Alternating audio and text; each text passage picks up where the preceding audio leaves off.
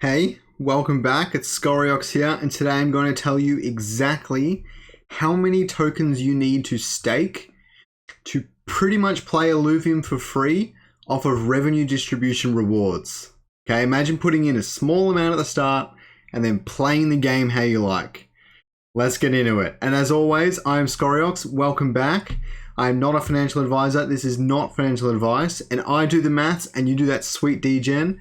Please always do your own research before jumping into anything, especially NFT and gaming projects, because there's so many running around. Always be careful. Let's do it.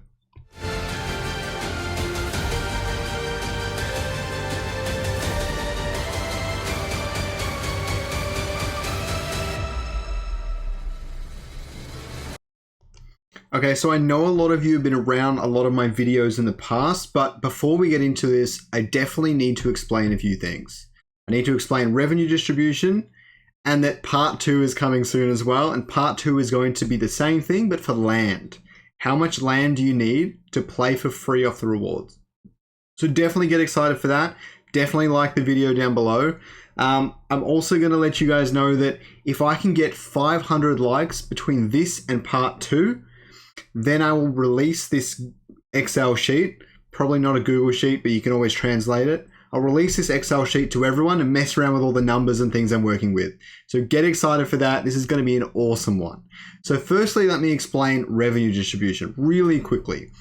In the Illuvium game and metaverse overall, every single time someone does something inside the ecosystem, 5% of that, the bottom line is 5% of that goes to landowners as Ethereum, and 95% of that will go to all the staking token holders as ILV rewards, okay? And that's what we're looking at here. I'm looking at the ILV rewards, all right, and how they can impact your ability to play the game. So basically, if you receive one ILV token per year, how many ILV tokens do you really need to play the game at its full paid capacity, but basically just using those rewards? I hope I explained that okay. It's a little bit confusing, but basically earn rewards, spend it in the game, have a good time, okay? I'm going to tell you guys how many tokens you might consider staking based on this sort of thing. Again, not financial advice. A lot of these details and numbers are a bit speculative, but I'll explain them all, and I think they're pretty interesting. I think you guys are gonna like how I've set it up. It's similar to last time, but I've made a few tweaks based on some feedback from people. So the other thing I have to talk about before I jump into the spreadsheet itself is the types of players I'm looking at. Everyone is different, and everyone will play this game differently. This cannot be understated. I am basing this off a couple of different ways people might play. Now I'm looking at 4 major ones. I'm looking at something I'm calling the weekenders, the gamers, collectors, and competitive players. Now, one by one, the weekenders are those that are kind of spending it intermittently, don't have a lot of time to play the game and things like that. And they're spending approximately $30 every month, okay?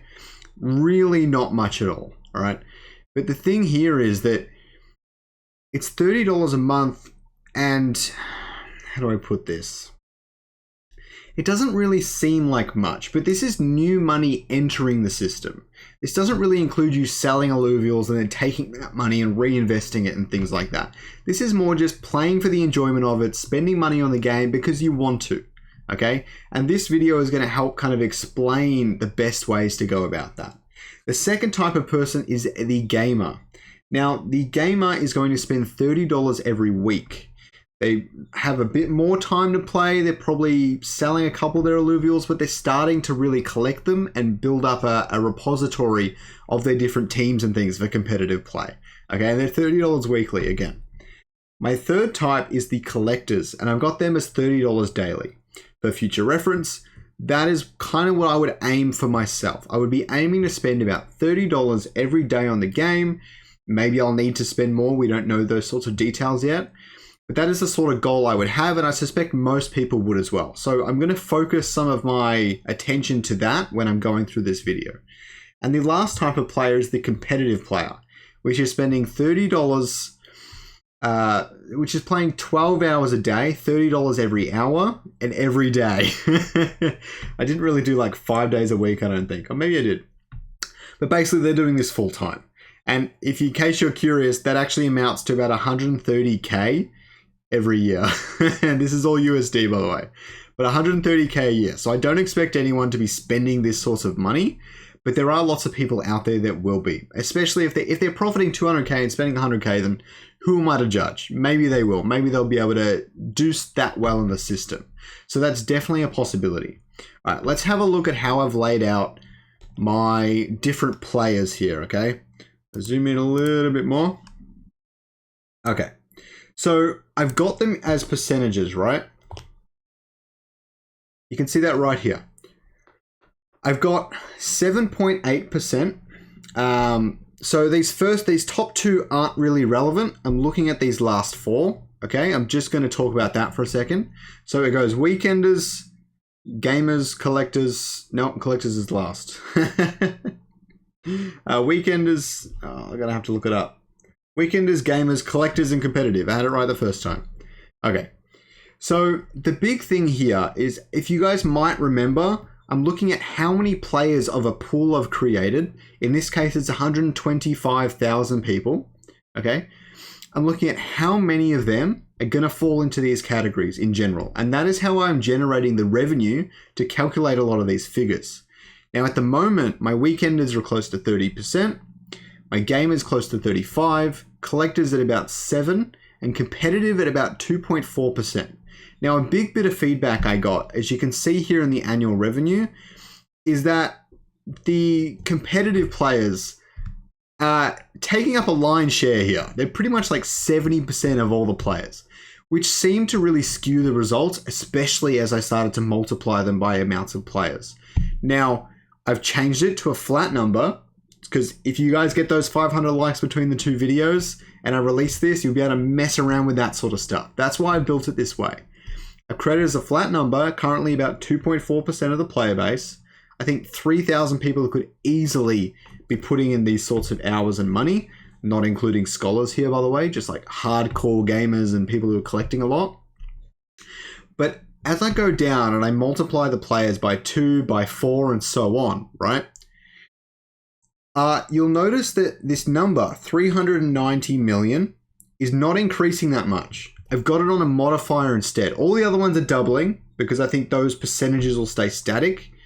But I think something like this, where it's 2.4%, it'll stay close to 2.4%. Actually, it'll drop in percentage as there are more players, because I don't think the 3,000 will increase that much in the same way that the other ones do. So as you go down the line, it doesn't actually have that big of an impact, all right? I'll just go down and show you guys now. So as you go down the line, it doesn't actually have that much of an impact. You've got 840 million at 250,000 players. You've got 1.3 million at 500,000 players. So you notice it didn't double, okay? So this is helping me skew the figures less with the competitive players. I think this is a lot more realistic, but obviously everyone can make their own conclusions. So I think this is a really interesting way to look at it. And I hope you guys enjoy that little change I made. All right. So now let's start looking at the meat and potatoes of this, all right? I said that really weird. Okay. So annual revenue per token at about 4 million players, I'm looking at $900. Okay, close to $1,000, which is 130%, which I think, I wouldn't call it conservative. I think a lot of people would think of it as conservative, but I think these are the sorts of numbers that you'd be like, this makes a lot of sense.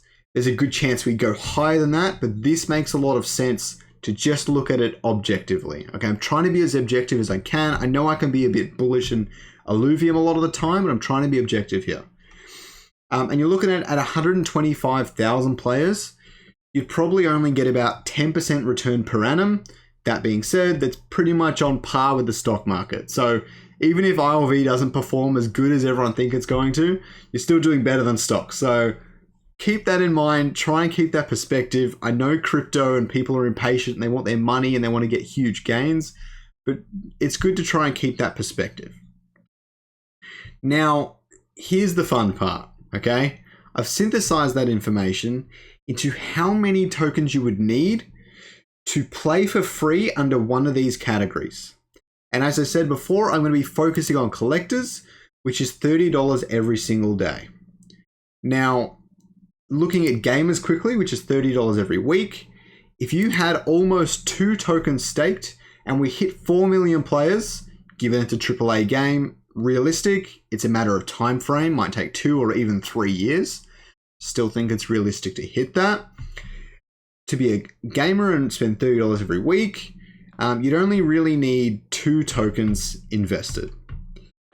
To be a collector and spend $30 a day, it's just over 10 tokens. I know a lot of people can't really achieve that through staking rewards and compounding revenue distribution. You might be able to reach that in a couple years, even starting with 1 or 2 tokens just over time, reinvesting as you sell Illuvials and things like that. So it's very achievable. It's very interesting to go with. And in the next video, I'm definitely going to be comparing all of this to land revenue, and if you should be buying land instead of getting these tokens. So definitely stay tuned for that. I'm very excited for it. So following on from that, have a chart. It is a wonderful chart. I worked very hard on it. Okay, I'm gonna zoom out a little bit. All right. So this is pretty much just that in chart form. You can see here that you've got the weekenders, which are $30 every month. And as you get to about 1 million players, you only need 1 token staked to be able to achieve that. $30 a month in revenue from your staked tokens, which is nice. I think a lot of people would be quite happy with that. Your gamers, which is $30 every week, all right, at about 500,000 players, if you had 10 tokens, then you could be doing $30 a week. But at about 4 million players, you need only close to 1 token, like I said before. So this chart is really interesting and kind of just demonstrates they all follow a really similar curve. But like you can imagine the possibilities, right? We start going on to 5 million, 6 million, 20 million players, and then maybe you only need 1 token stake to spend $30 every day. And this is my, what I think could definitely happen figures. I know I've done some bullish ones in the past, but this is a really interesting one. So definitely like and subscribe if you really enjoyed this video. I'd love sharing it with you. I hope you guys enjoyed it.